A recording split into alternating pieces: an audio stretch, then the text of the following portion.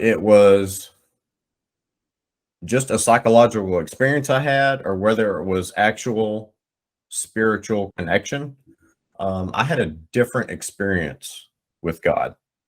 It was a more hands-on, a more Damascus Road type experience, where I saw God created humanity as one, and that's not unusual. You hear that a lot with people who had psychedelic experiences. They feel a connection to not only every other person, but almost like every other living being. And it's really hard to put that feeling and that idea into words, but I was fortunate to experience that, and it gave me a new vision for what God is and how he moves and works in our lives and frankly, how he designed the universe.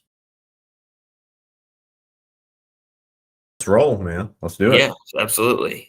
Well, thank you again for joining me. Again, I appreciate it. And the attempt is to kind of try to isolate where Christianity and psychedelics intersect by speaking with you about your experience and how it strengthened your faith, how you see it has enriched your faith.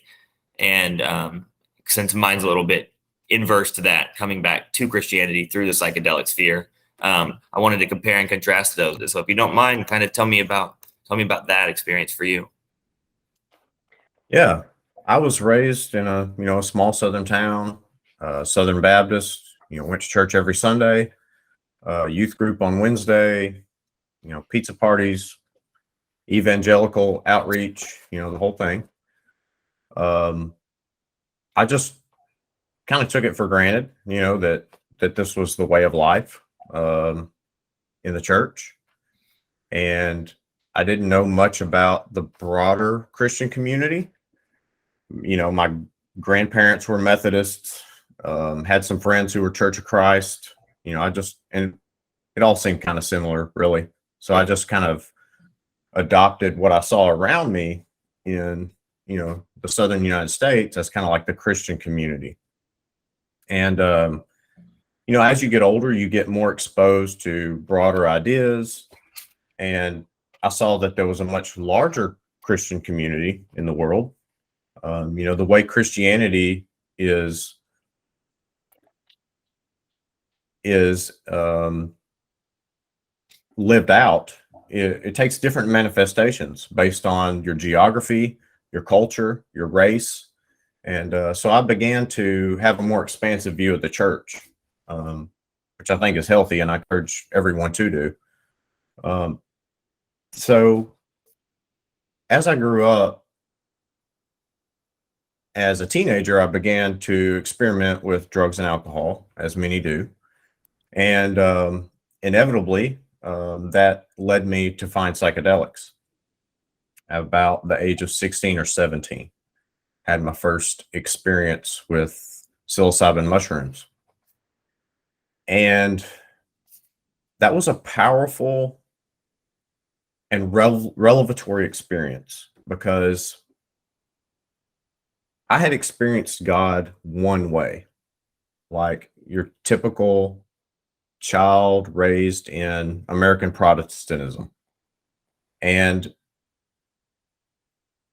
whether it was just a psychological experience I had or whether it was actual spiritual connection, I had a different experience with God. It was a more hands-on, a more Damascus Road type experience, where I saw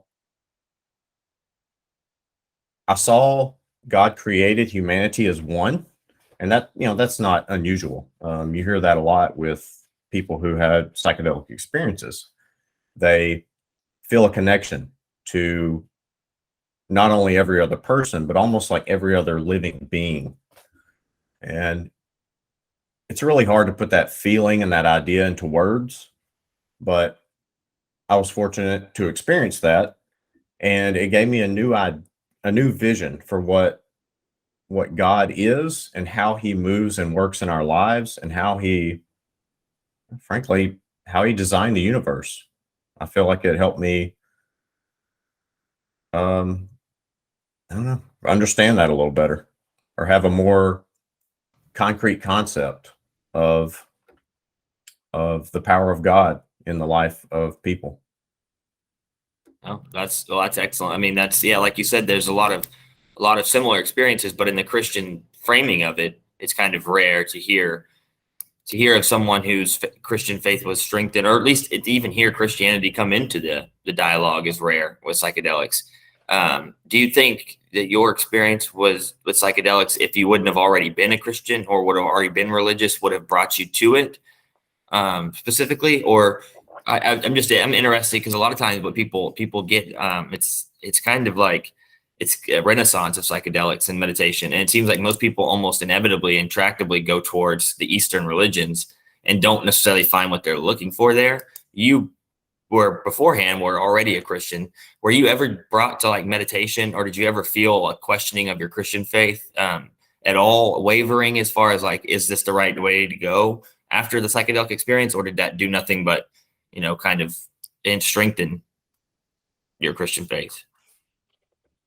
That's a perfect question, because so often, as you said, people who maybe are even if they're not practicing Christians, in the United States, for better or worse, whether we like it or not, we're all kind of steeped in a Christianity light kind of atmosphere, and it shapes the way we view the world. And so I think for many people, the first time they try psychedelics is the first time they ever actually entertain alternative concepts. So yes, people are often led to more Eastern concepts, and I think that's largely because those practices have spoken to that state of mind or being more than the Christian, paradigm has, at least in the recent West. So I might have lost your question, but No. I think that's like I was basically getting, yeah, that I think your point is right on. What you had just mentioned about how people's inability to entertain alternate beliefs is so completely closed off most of the time, and that psychedelic experience may be one of those experiences that loosen that tightly held belief, the egoic kind of attachment to your belief. And so potentially, yeah, psychedelics have the impact to make people desire to look into other things just because their mind is for the first time ever even considered they might be the truth out there. Okay, that did that for me. So it didn't lead me to more Eastern philosophy, but it definitely broadened my horizons um, to begin to investigate those philosophies, which was helpful. So although I never embraced them as a religious practice, those practices actually, I believe, can enrich your Christian experience. Absolutely. Unfortunately, just by the course of history and geography, some of what we consider as religious practices are really just cultural practices that have been separated by time and geography. So I think things like meditation, which tend to be practiced more in the East, I think that the Western Christian experience can greatly benefit from that. Yeah. And so yes, I became open to things like meditation, and although I didn't know I was meditating, I began to do that in a prayerful way.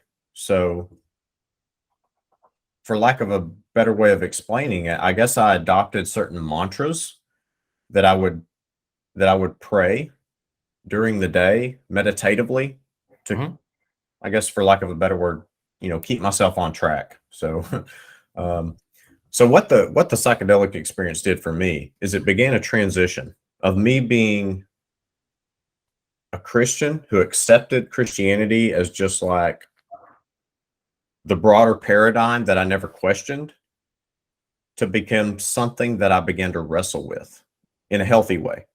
Yeah. So I did begin to question but not from an angry or pessimistic or judgmental attitude towards Christian faith. I began to question and discern it from within the Christian faith. So it enabled me to consider other spiritual disciplines as options and other schools of thought. So within Christianity, you have these schools of thought. If you're a Baptist, chances are most of the literature that you're exposed to and most of the documentaries and things of that nature you're exposed to are within that Baptist framework. Likewise, if you're a Roman Catholic or if you're a Methodist, you're reading authors and you're consuming content from within that paradigm. And that can be healthy if you're trying to learn more about your particular, denomination or manifestation of Christianity. But it can also build blinders up where you're unwilling or unable to see other Christian perspectives. So it helped dissolve that a little bit, allowed me to begin to consider other people's perspectives, people that were not necessarily from my particular branch of Christianity. And it enabled me to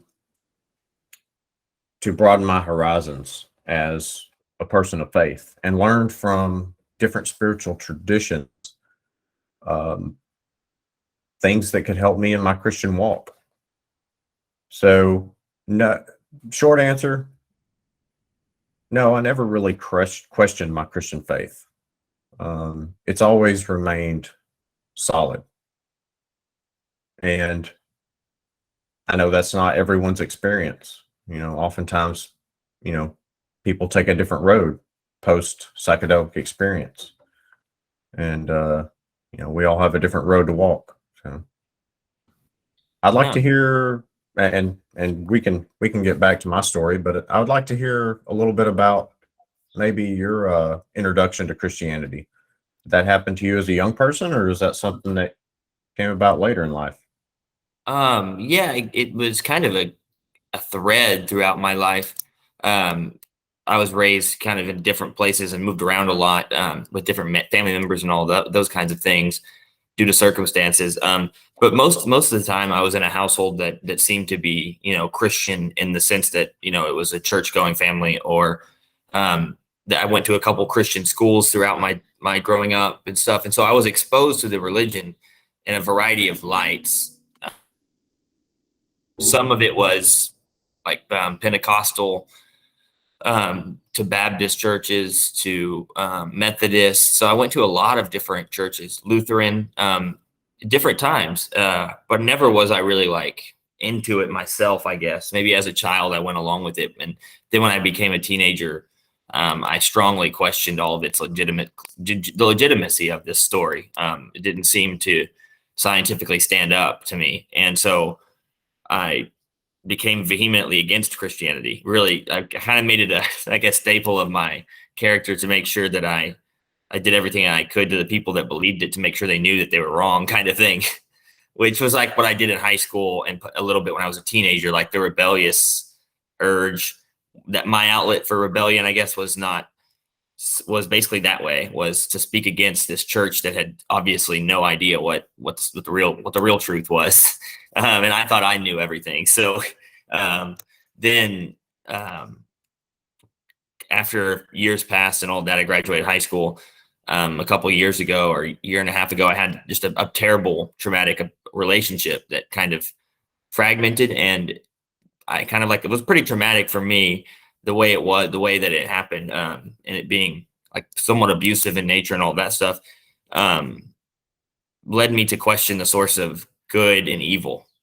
For some reason, after that, when I was doing an inventory of myself, I realized that I didn't want to end up in that situation again. And what part did my agency have in that to get me there? And what part of it was, exterior and from other sources? And so I did a searching inventory on how to avoid that, and possibly also where malevolence came from. And inevitably I tried ketamine treatment throughout this process and psychedelics here and there, and those really pushed me to the religious texts of the Eastern religions, and I started to just go from there. And I kept finding something missing in all of those practices. As I had come into psychedelics, and I'd become humbled significantly, basically after what the psychedelics didn't really lead me to God or anything like that. What they did was they led me to an understanding of myself not knowing nearly anything. So what the psychedelics did for me was lead me away from myself more so than lead me to God, I would say. Like, it led me away from all of these, my intellect, basically thinking I knew everything, and realizing ultimately this creation has a lot that's we're never going to be able to know, I guess. And so I realized, okay, it's time to me to tone the ego down, realize I don't have all the answers, and then maybe rely on something higher than me for the first time in a long time.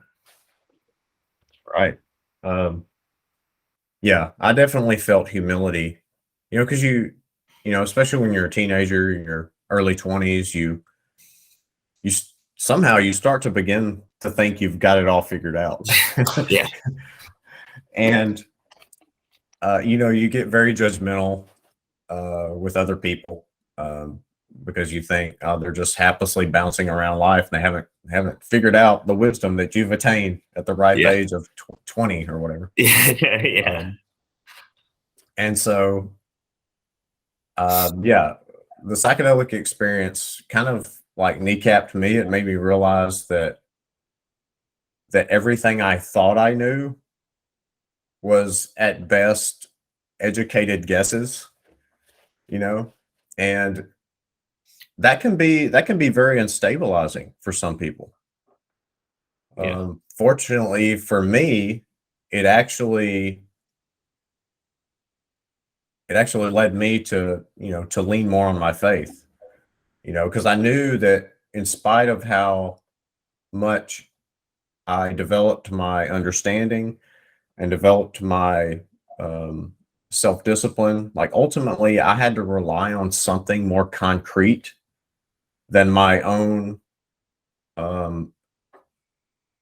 limited and feeble understanding of the world. So for me, it spurred me to dig deeper in my faith, not to abandon it.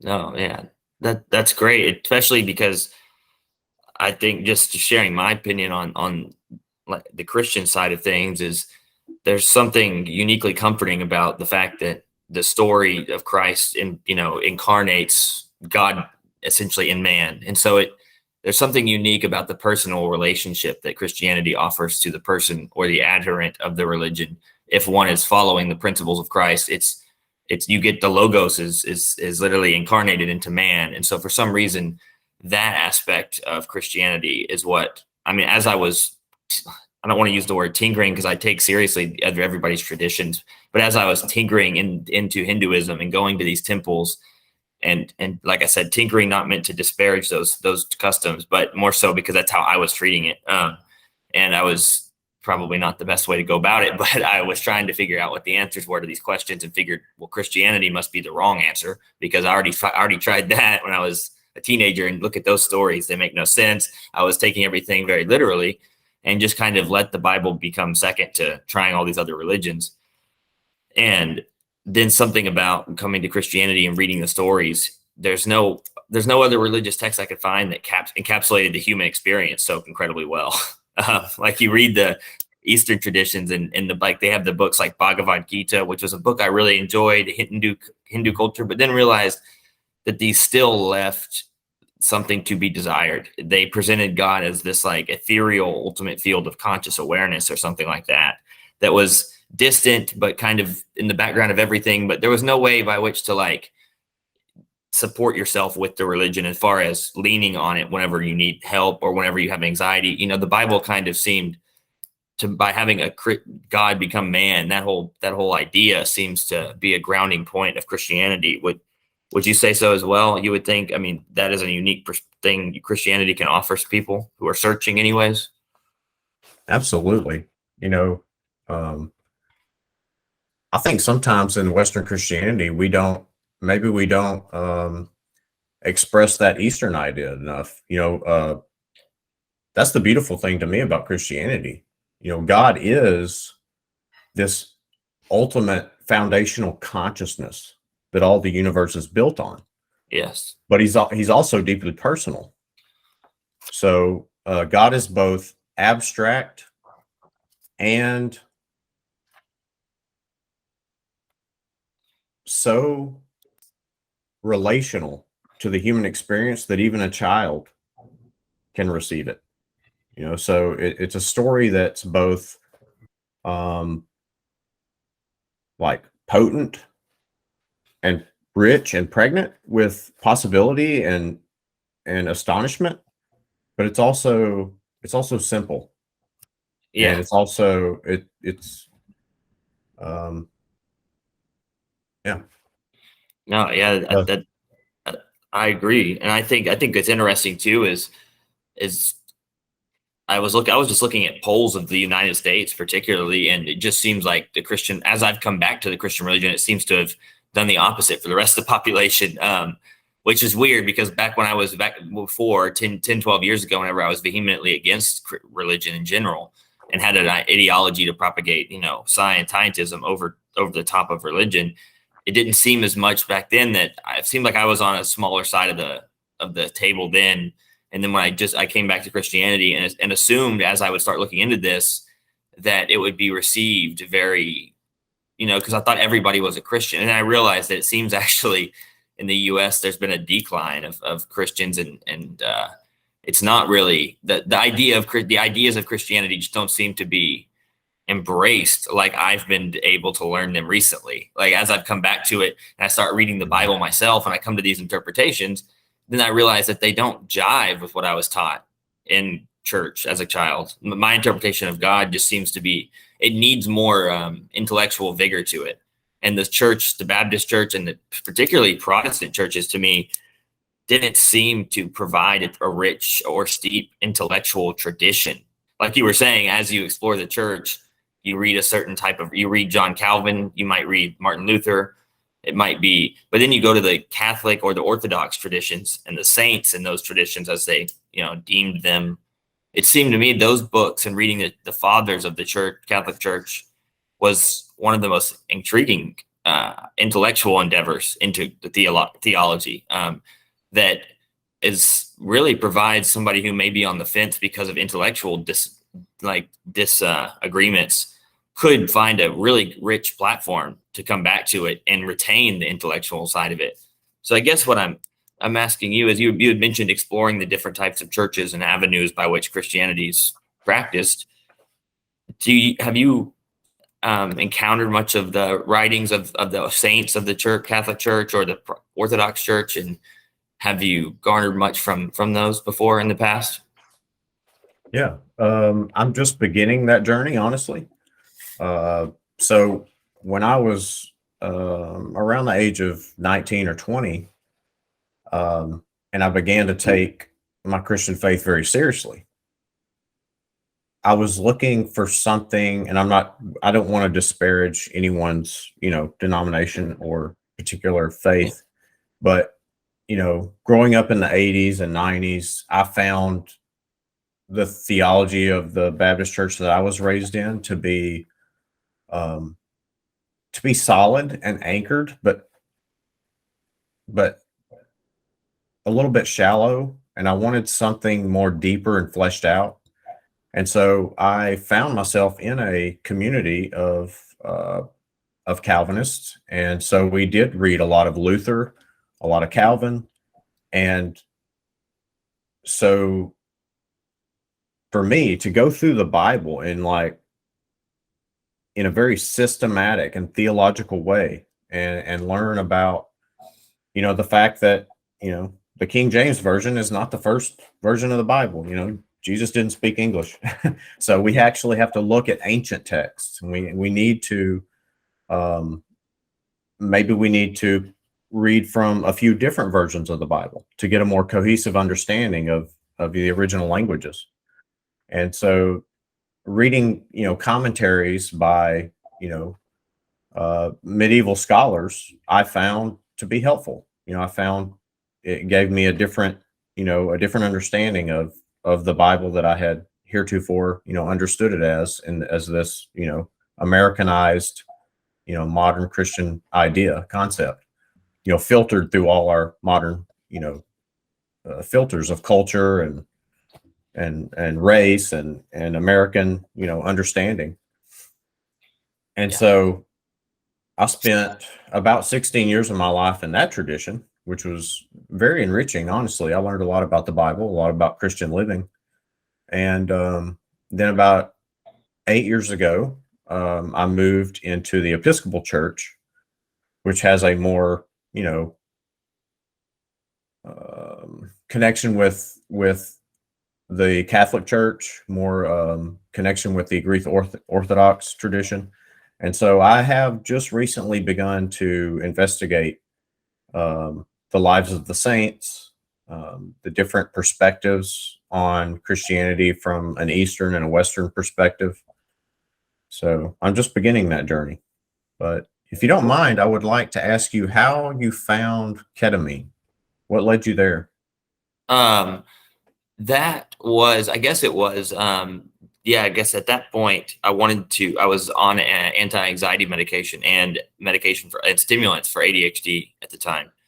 And I didn't want to be on them anymore necessarily. And I wanted whatever the problem that was causing me to be on those to be gone. And it had coincided with, like I had told you, a traumatic ending to a pretty rough experience. And so I was kind of at the same time wanting to get off of those medications, but also trying to find a deeper psychological understanding of kind of what had led me to where I had ended up and how to avoid it. I truly wanted to understand the human idea and experience, and simultaneously be able to get off of these drugs I thought were keeping me from having a full personality.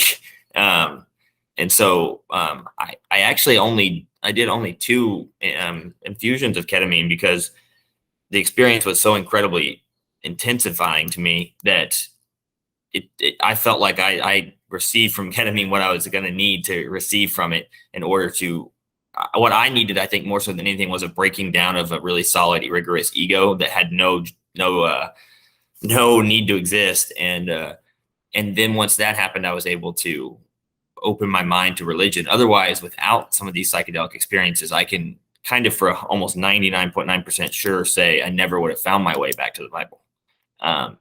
So once the experience was just so intensifying to me to see this phenomenon of consciousness, that's what it had brought up to me after these experiences. This nature of inquiry into mind and what really mind is became, like, from a scientific perspective, like I was, and highly atheist, I didn't want to default to scripture immediately. I wanted to prove this. So I was like, well, so this left me with a very rich inquiry that I couldn't answer, which led to the starting of my podcast, really. And that was the inquiry of consciousness. Where does it come from? And why does and how by natural selection and evolution can you can just have this sense of good, true, beautiful, and you can have like an organism as complex as the human one. And I just couldn't. So then I realized that in the West, they call it the hard problem of consciousness, and that science has zero answer to it. So I started wanting to figure out, well, could this be a religious phenomena? Could this answer be unattainable through simple, peering through a microscope type thing? And so I started looking into the Vedic text and Indian text, and realized that all they did was talk about consciousness. And I thought that was weird, that they had come to these same, and they had also introduced psychedelics into their culture, but I realized that even they didn't know what it was. They just called it the Brahman, or this unknown force.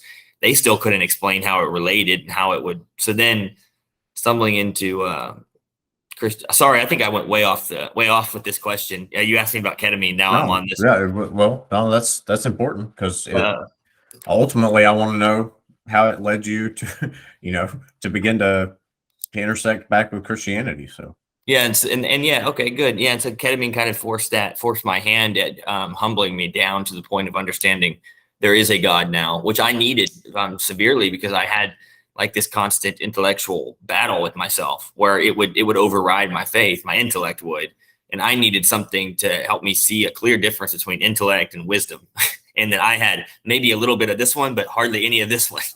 And realized that there's two sides of that coin, and that,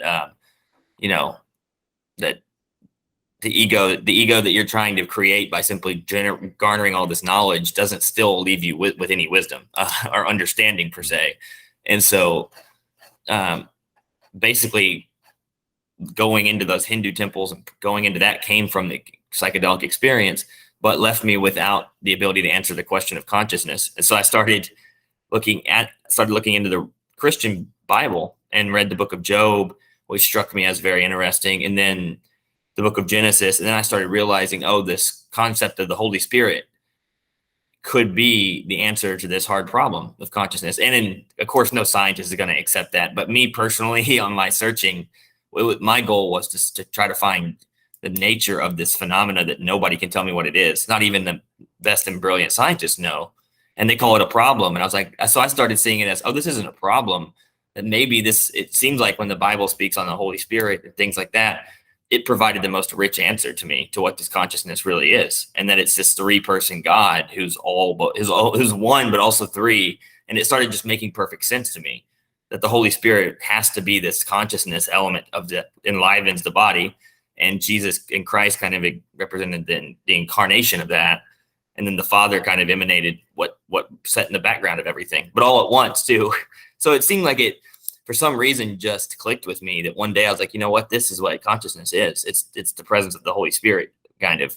And then, of course, I have no data to prove that, and it's not going to be an answer that's going to be accepted, as a cross it off the list of scientific inquiry now. But my answer has come in that form. Right. Well, I mean, ultimately, we all have that question. Even the most scientifically rigorous among us, at bedtime, when you're laying there sleepless, staring at the ceiling, that ultimate problem, we can't find it in a test tube, so throughout history, humanity has sought to define it, capture it in some way, make it understandable and shareable with others. And to some degree, we're all just kind of groping. We don't really have, I don't think we have the vocabulary to explain and define that concept of universal consciousness. And I enjoy, a lot of your podcasts because you're delving into that deeply from different angles. And I think that's all we can do. I think that in time we grow closer to an understanding by just continuing to ask the questions from different angles and gathering different perspectives. Hopefully the search for God gives us greater insight into God and into deep universal consciousness. Yep, I agree. And I think that, like you had mentioned, the Orthodox Church and Episcopalian as well. I recently had started going to Episcopalian church as well. And prior to that, had discovered the writings of the saints and things like that, and just realized, wow, that this was some of these concepts that some of these deep intellectual, rigorous theologians from the medieval times, like Thomas Aquinas and people like that, they presented some of the most intense arguments for the existence of God, that some of them are almost irrefutable, and they're beautifully written. It's just, for some reason, in the Western Baptist mostly, or Pentecostal, or whatever it was, Protestant Western traditions I was exposed to, did not include any rigorous intellectual interpretation. And so that seemed to me, and especially since I think maybe my area that can help others would be to people who have on the fence questions, to be able to help them over those questions, because I fought that same, or still continue to fight that, like, intellect versus faith question all the time. And I don't want to let my faith wither, but I also know that every time that happens, I can go back to these really deep religious writers and see that even the strongest, most intelligent people in history, some of them, or literally members of the church, whether that be Orthodox, Catholic, Protestant. I mean, Luther and Calvin are excellent writers. I mean, you have it just seems like people nowadays, especially since there's a growing secularism, they probably have never heard of these people. They probably have never read, and it seems like maybe there's like just simply an introduction to this deeper idea of what God is. He's not this benevolent man sitting on a giant chair, in the sky. That we got to get that interpretation is what people think of as Christianity. And if you start looking into it in a deeper way, you realize this is much more than that. Right. Yeah. Did your experience with ketamine, did that lead you to find, or take interest in other psychedelic practices?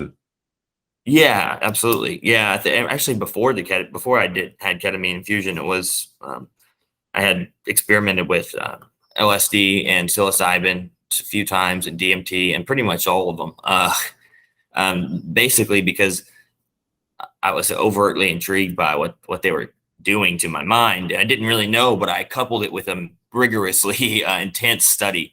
Like I took it seriously. Once I figured out what these were doing, I was like, I need this experience a few more times. I need to figure out what it means, because this is incredibly powerful and also life-changing for me. I mean, it gave me a sense of why to live rather than like, how am I going to make it through it? The how became this a quote from Friedrich Nietzsche, but he says, those that have a why to live will make it through anyhow. And before, I had no sense of why. I had felt mistreated. I had also felt like I had done wrong. There was no way out that would, have. So it was more or less just using alcohol or whatever, mainly, and then somehow a why came out of all this psychedelic experience. And that why was the greatest question anybody could ever ask. But for the longest time, I kind of asked it with a cynical tone. It was like, why? This is all pointless anyways, nihilistic. Now the why became the justification for everything around what I had to do. So then I started doing my podcast, and I started doing these endeavors that I never would have done because I was too lazy or too unmotivated. But then I found a why, and it seemed like that's why I kind of continued to look into the psychedelics and to explore them, was because they were nurturing that why. And eventually it got to the point where the spiritual practices themselves were enough without the psychedelics to satisfy this hunger. And so that kind of just went through the Eastern and ended up at Christianity, realizing this is for sure the truth to me. Mm-hmm. Yeah. My when I stopped using cannabis and psychedelics, it wasn't because I was necessarily convicted that those things were inherently wrong. At the end of that, it just inspired me to live a Christian life. And so I was trying to figure out what that was. And everything around me told me that the Christian life is, being sustainable, having a career, settling down, getting married, starting a family. And those are all beautiful things. They don't necessarily have to be a part of the Christian life, but that's the way I understood it. And so, to my great benefit, I pursued those things, and I didn't see how psychedelics could continue to be a part of that paradigm. Yeah. With the lifestyle and the relationships and the career I was building. So I just kind of shelved it, left it behind, never abandoned the deep revelations I got from those experiences. And then a couple of years ago, so much news and so many new studies were beginning to be done. And, for the average person, if they are scrolling through stories and they see something about psilocybin or MDMA, they may just pass that by, the average Christian. But because of my experiences as a youth and a young adult, those things caught my eye. And so I began reading all those articles and seeing there was this kind of surge in largely within the academic community, about, and the mental health community, about the potential of, psychedelic benefits. And so I just began to investigate it more and more and read, every article that came out, but still didn't have anybody within my, community to share those ideas with. When you're learning about something, you want to share it. Um, and it's generally not healthy to bottle things up and, you know, hide your interests from your friends, because those things come out in weird ways. Yeah. Um, you'll find yourself just blurting out something like, "Have you heard about psilocybin?" And somebody looks at you like, Yeah. Yeah. "What?" And so I thought, I've got to find a way to share these ideas within Christian community. Yeah. And I was an avid, audiobook and podcast listener. And I listen to these podcasts where people are just freely sharing information Yeah. to, Yeah. to the masses, and communities are built around those, that sharing of information.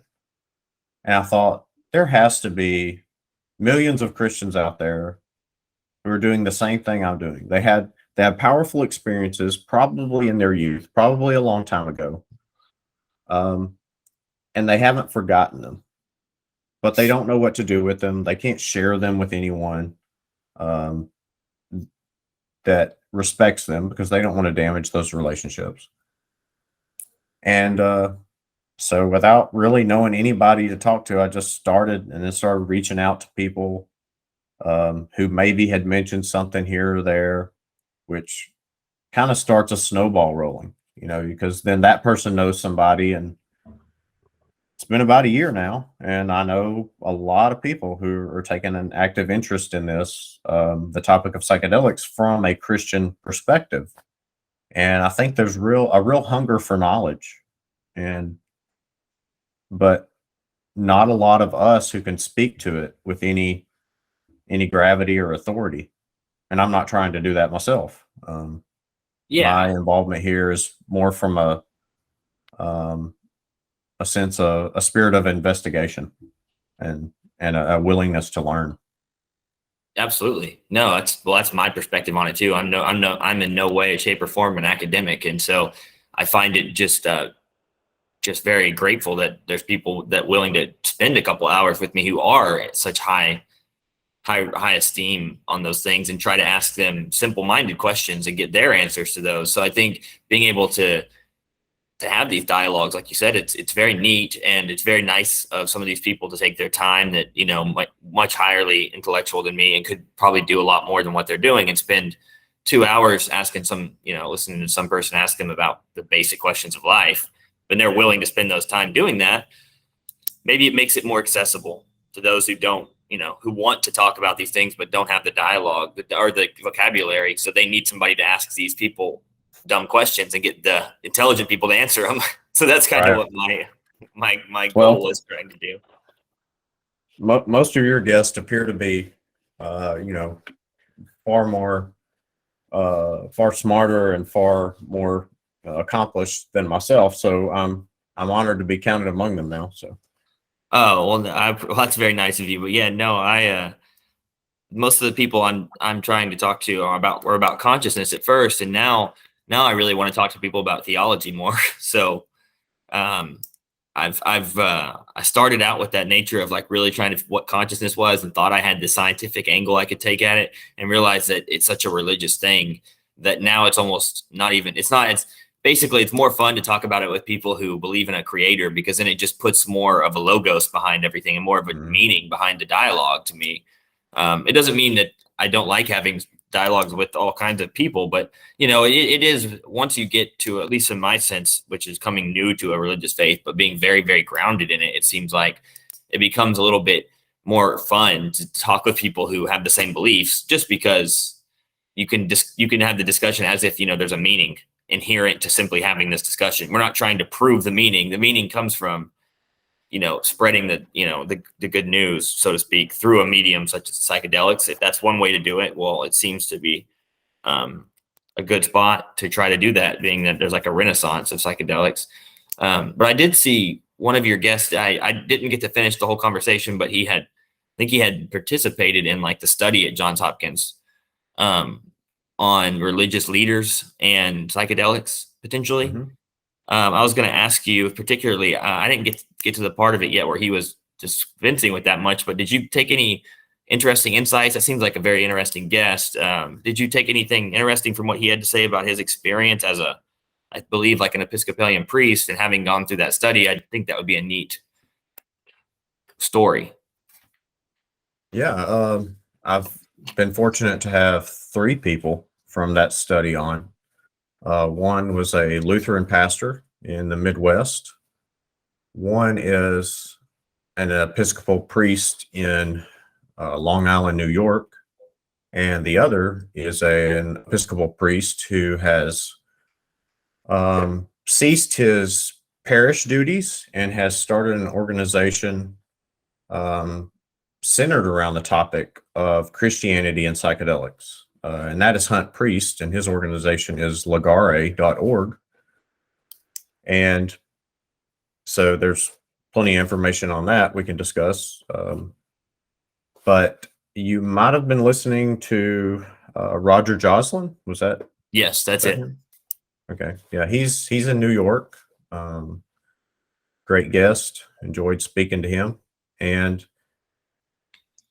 I've yet to really draw any conclusions. It is very interesting to hear these people tell stories. So Hunt, Roger, and James Lindbergh. These are men who were already serving in the church as Christian ministers in their communities, and they learned about this study at Johns Hopkins to allow previously unexposed people to psychedelics who serve in Christian and other ministries as well. I believe they had rabbis from the Jewish community, and I believe some Buddhist spiritual leaders as well participate in the study.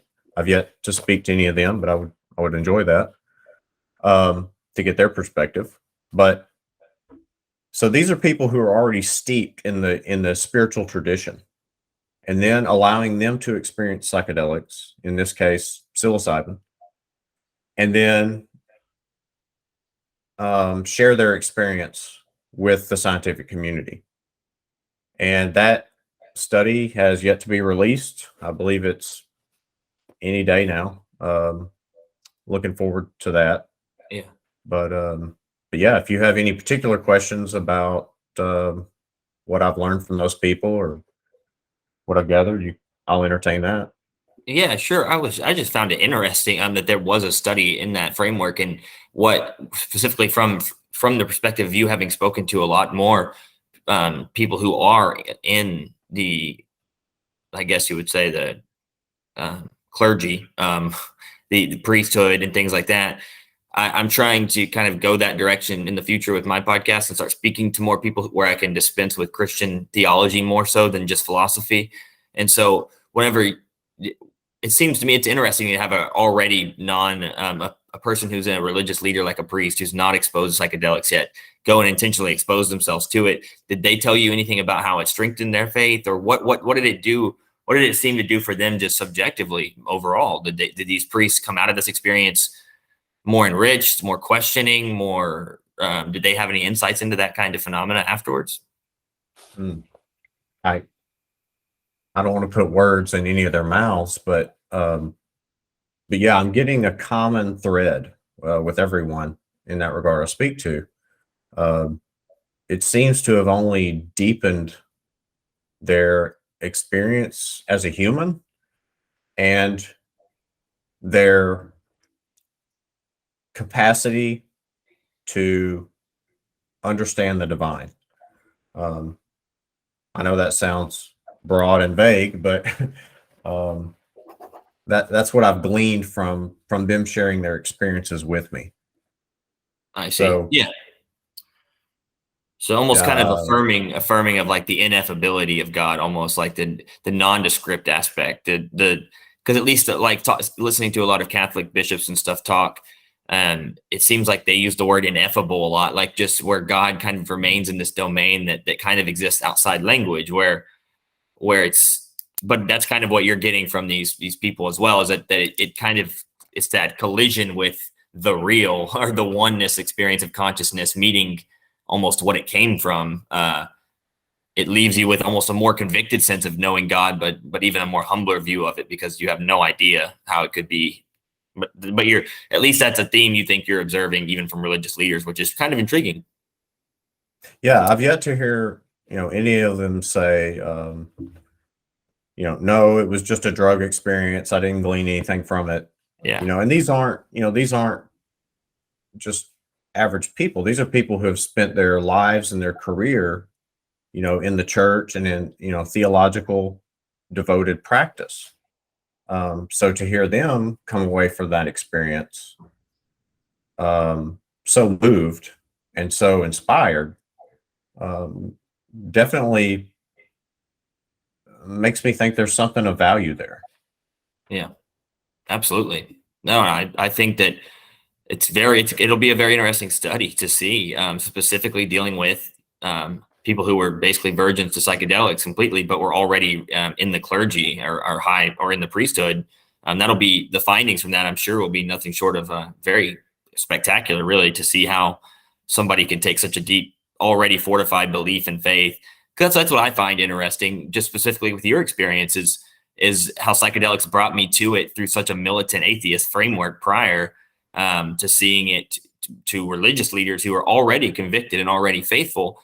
It doesn't seem to be moving them away from their faith, and if anything, it seems to be bringing people to it who were non-exposed to it before. So, if anything, psychedelics are furthering people's faith in the divine, increasing their humbleness and humility, and decreasing their ego and pride. It just seems to be across the board. So, and if it's leading people to a higher power or to a higher calling, then of course these things may play a huge role, I would have to assume, in reviving a Christian movement and reviving the spirit of it, if used, responsibly and understood to be what it is. So it's interesting. But one thing I do want to ask you, since you've been attending the Episcopal Church, and something about the Christian religion and the practice of the sacred, as far as like the Eucharist, or like the Last Supper, taking communion, doing those kinds of things. I remember as a child being in the Baptist tradition, that was a pretty, like, it was nothing against it. It was just a very haphazard ceremony. It was passed around kind of briefly. There wasn't a lot of ceremonial prestige placed upon this, like, real presence of Christ in the body of Christ and the blood of his. Basically, to me, it seems like psychedelics lead people to meditation and ritual, and people desire communion of some sort. Like in Christianity, it's almost like its followers kind of make up this body of Christ now. Well, at first and for the longest time, I thought, well, communion is simply a tradition thing, but it seems to be a way that's central to Christianity. And me being new to being a follower of Christ as much as I've become, I found it that this may be, how do you see those kinds of things like the Eucharist? And do you see those as an integral part of Christianity? And if so, has the Episcopalian Church specifically given you an opportunity to observe those ceremonial practices better, more so than other churches? Great question. So I have an ever evolving idea surrounding all this, and if I get off track, hold space for me and bring me back to Sure. back to the conversation if I wander too far. Yeah. I think that post enlightenment rationalism has kind of benefited society on one side of the scale. So we've learned a lot by developing, measuring things, taking stock of the natural world, viewing things through microscopes and telescopes.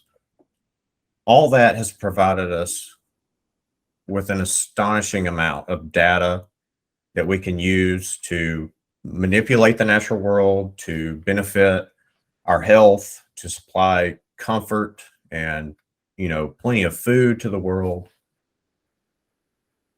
But it's left us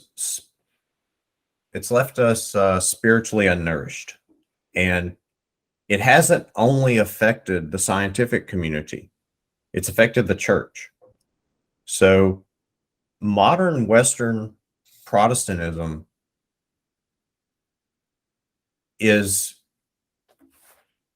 was established almost as in opposition to, like, more traditional Catholic Eastern mysticism.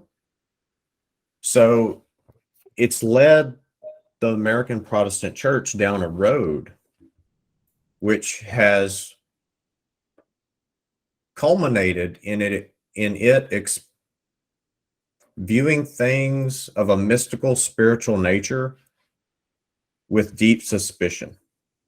Yes. So it's made us very sterile and very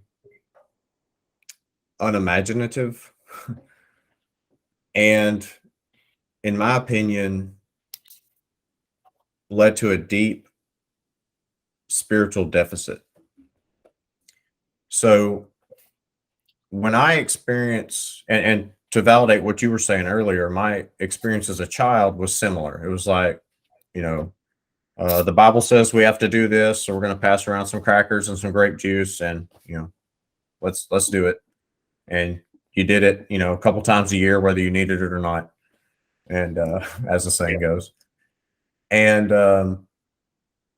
coming to view the Lord's Supper, the Eucharist, as a more foundational, more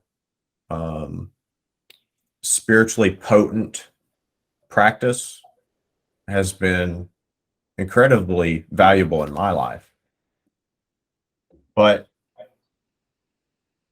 the modern American Christian is just like the atheistic skeptic. They don't really want anything in their religious experience that they can't put in a box.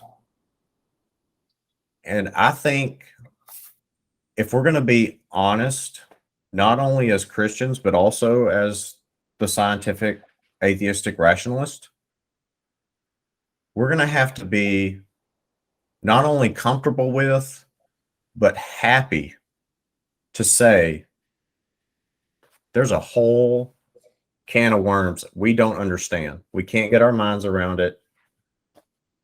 Let's be willing to admit that. Let's be willing to admit mystery, embrace it, love it, and appreciate it for what it is.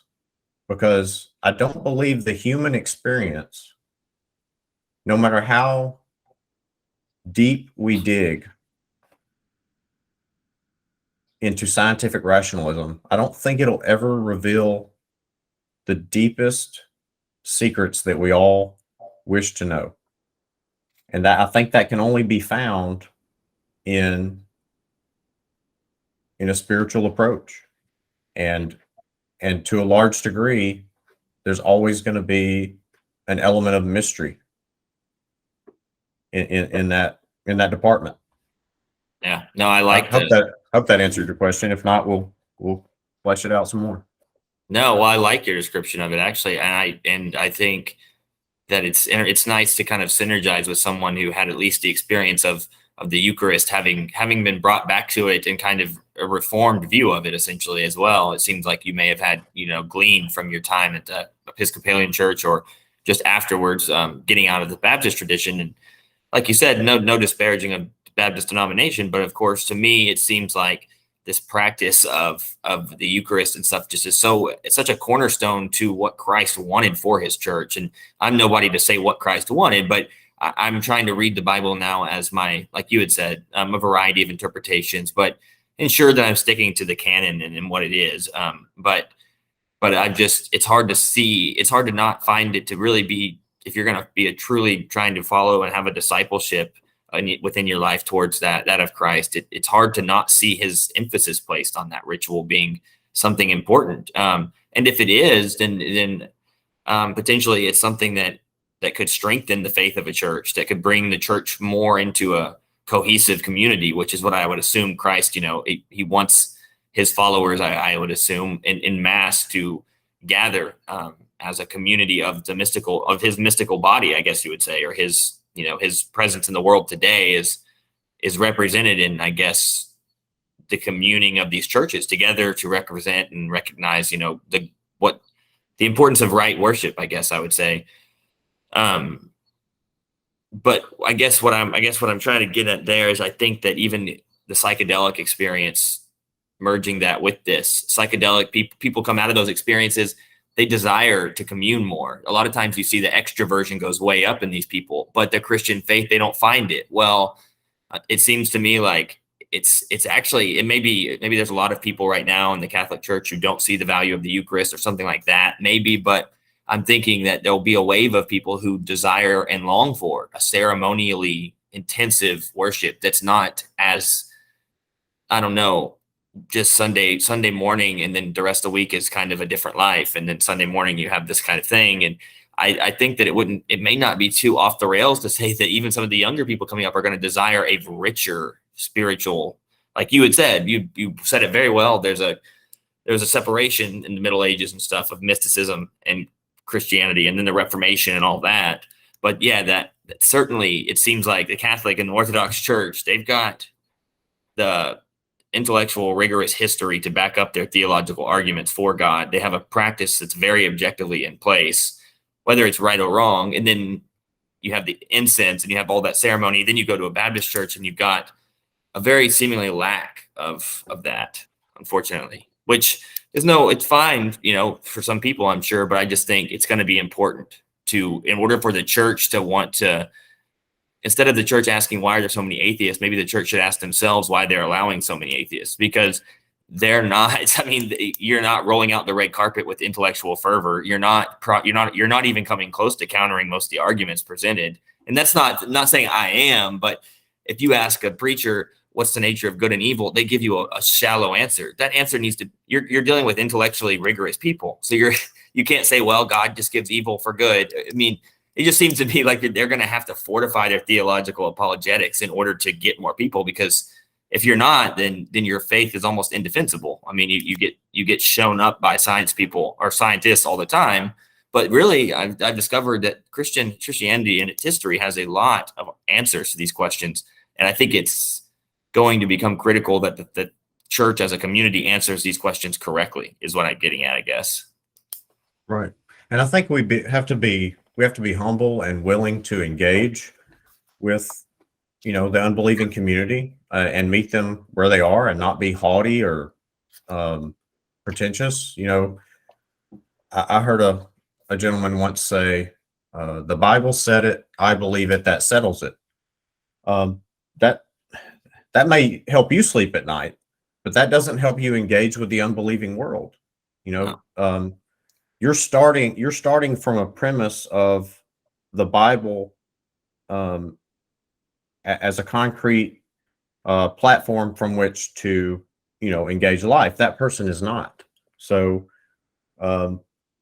maybe find some common ground with that person, and then engage in an extensive and possibly lifelong conversation with that person that engages both of your spiritual and academic understanding of the world.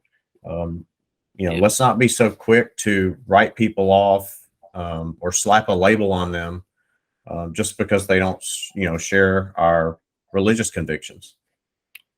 Yeah, no, it's important.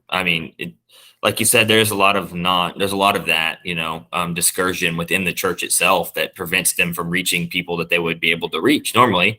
And they don't put up the best front for themselves all of the time either. And so it's on the church to probably produce a more intellectually rigorous pathway forward. If they do want to complain about the issue of so many atheists, well, then why do you have so many atheists? Well, because they're presenting very logical arguments to the non-existence of a creator. But your history offers you a very illustrative and rich way to bring these saints and these fathers of the church back to the forefront, because their theological arguments are 4,000 pages long, and they're almost irrefutable by any scientist. So it's somehow, if we can, on a less than hyper intellectual realm, bring these arguments of the saints and of the church fathers down to a level that's palatable to the most questioning of atheists or agnostics, it's going to help, I think, significantly show them that there's not just this surface level answer to the problem of evil, the problem of suffering. Lots of very intelligent men who are devoted Christians thought this out for a long time and wrote about it for years, you know? Yeah, that's a challenge in our own day, because we're a soundbite culture. And so, reading a rigorous, medieval treatise on, the nature of sin is not something anybody wants to do, even the modern Christian. So, unfortunately, we're too easily entertained, and it takes a lot of rigor, to delve into those topics to that degree. It does. So I sympathize with everybody's plight in that regard. And I want to reiterate this. We throughout the conversation, we've kind of used the word Baptist as like the poster boy for modern American evangelical. Yeah, no, and I didn't mean to do that either. So many of my close friends and relatives are faithful, earnest Christians in the Baptist church, and they're willing to, have these conversations. And I think that what we're referring to is an era that's coming to an end. I see American evangelicals moving more and more in the direction of having a desire to understand deeper spiritual practices and concepts.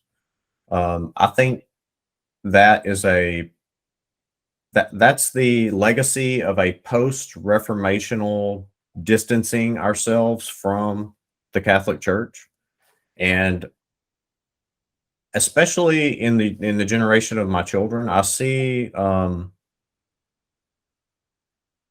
more interest coming from the evangelical community in pre-Reformation thought and practice. And so I think there's a real openness to that now that we just haven't seen the fruit of yet. No, I think you're very much true. I think that's very much right. And I think there's a lot of good going on in that same sector as well. And like you said, it's good to point out that I'm not trying to strongman the Baptist church either in any way, because I have no right by which to say any of them are right or wrong. In fact, I'm actually in the middle of trying to figure out which one of these denominations or platforms is best for me, because I'm kind of new to the Christian tradition in a way that I want, in this way where I want it to become more of a cornerstone to how I go through life, as opposed to a Sunday type thing. And I get hung up all the time trying to figure out what's the best way to observe the Christian religion that fits biblically, apostolically, Catholically, all of it, because the Catholic Church seems to offer so much richness and beauty and a lot of cultural tradition. But then there's also all these elements of it that I see they're in direct conflict with what the Bible seems to have said.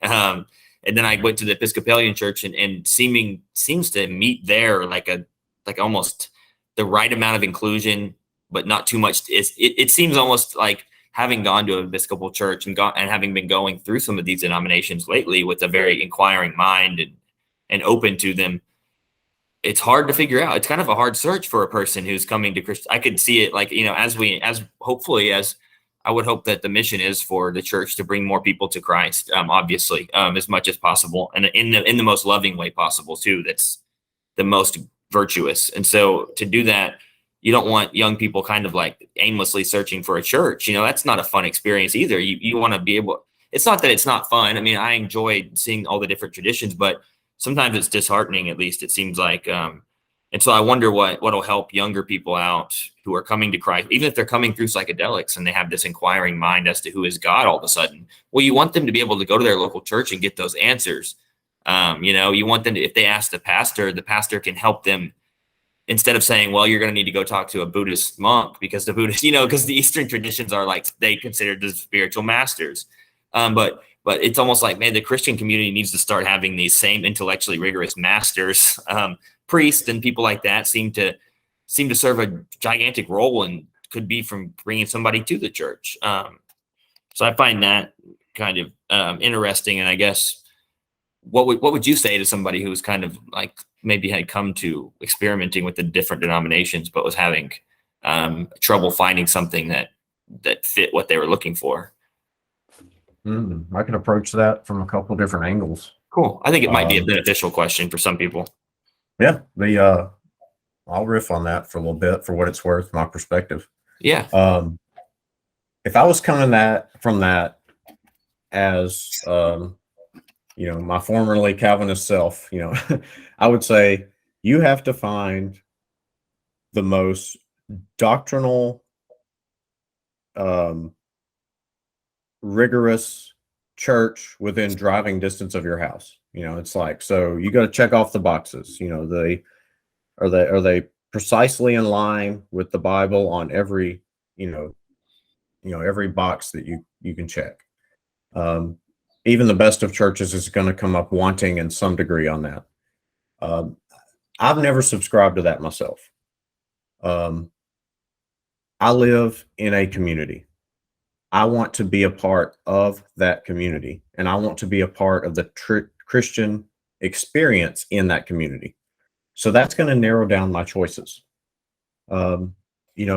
Maybe I have felt the most resonance with the Greek Orthodox Church or the Catholic Church or the Russian Orthodox, but maybe there's not one of those churches in my community.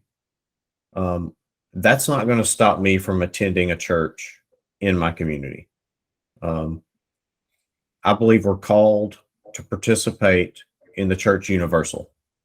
And if our particular favorite flavor doesn't exist in our community, that doesn't absolve us from participation. So I would encourage a person to find a community of Christians that resonates with them. And that's honestly, for most people, that's going to have very little to do with theology. It's going to have mostly to do with their upbringing, their politics, and their culture.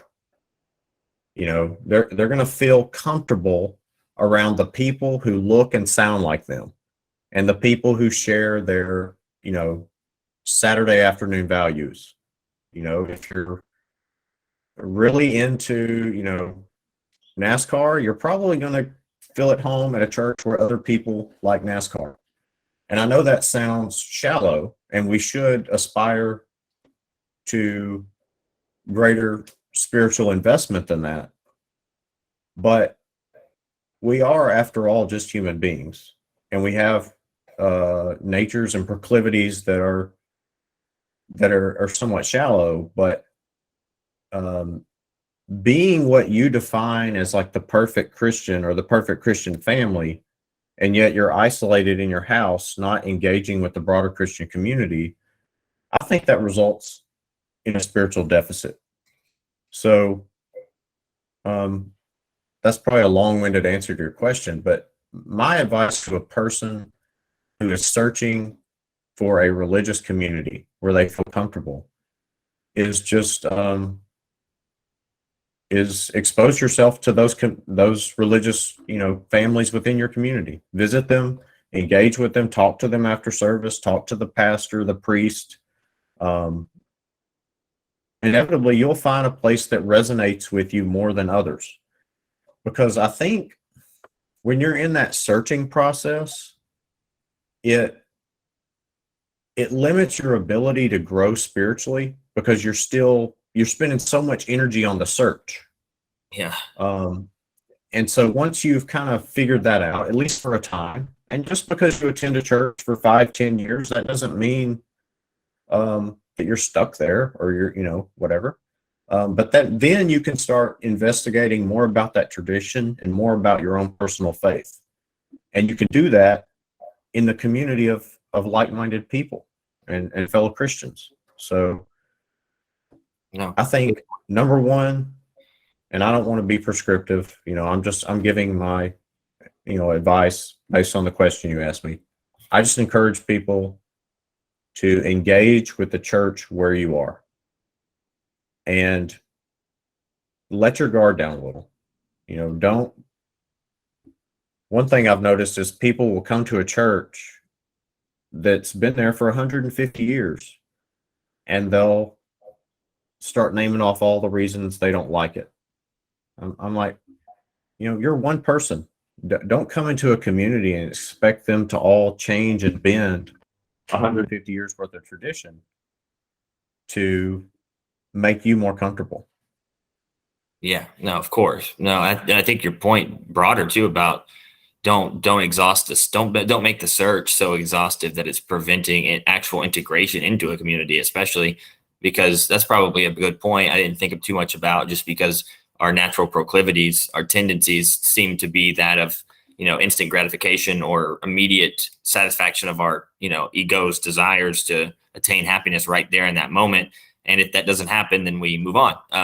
So it's probably an increasingly difficult challenge for the younger generations, because their attention to a certain thing is so limited already just by the environment. Or it seems like things like TikTok, you get 60-second videos and you watch 30 seconds of them and you're into the next. And if it doesn't immediately satisfy you, you're on to the next. And so it seems just like a culture increasingly faster paced to instantaneously getting your gratifications met right then. And so there's this proclivity, I think, potentially that's broader than just religious, to change or alter our wherever we're at in our lives all the time, because we think, the grass is greener, so to speak, everywhere. And so maybe, like you said, I think there's a really grand point behind that. Searching shouldn't become a hobby. It should become you should be trying your best to integrate your own spiritual life into that process, instead of just assuming, oh, well, that they have this one doctrinal, heresy of mine that I created. And so now I'll go to the next. And then like you said, then you're 10 years later and now you're at a Buddhist monastery. But it's just because the next thing is always the best thing. And so I think it's just an important point to make for people who might be finding Christ in a unique ways. Psychedelics might be, who knows? I mean, with me at least, in a small case study of a grander populace, I assume there's lots of others that might be finding their way in this way and intellectually curious.